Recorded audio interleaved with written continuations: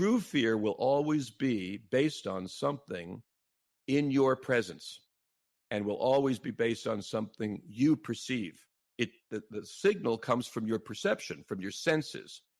Unwarranted fear will always be based upon memory. And so it's something you remember, something you recall, something you're worrying about, or something you're thinking about. But something based on your actual environment is a gift, hence the title of that book. There's not an animal in nature that would say, oh, I don't want that gift. Don't tell me when I should be worried about my safety. It's so much trouble. There's no antelope that suddenly is filled with fear and says to itself, it's probably nothing.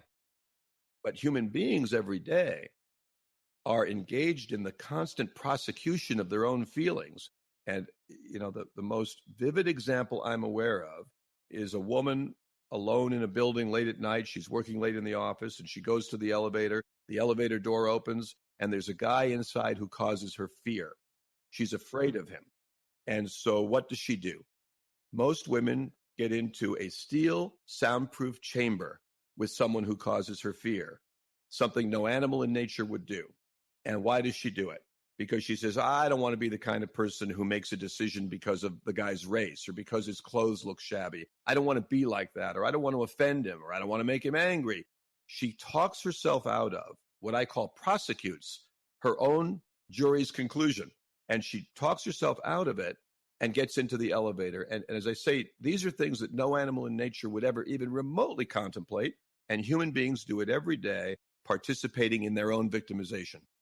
The elevator example brings up some other issues here that are hugely important, and this is the other side of the balance of that causes people to not value intuition or to prosecute their feelings, as you say, and it's that these moments of negative intuition can be in contradiction to a variety of social norms that well-intentioned people want to adopt. And so, yeah, you just named one. You don't want to be racist, right? So if you're a white woman and the elevator doors open and the man on the elevator who makes you uncomfortable is black, well, you may just get on that elevator perversely to prove to yourself and to him that you're not racist, right? You override your intuition.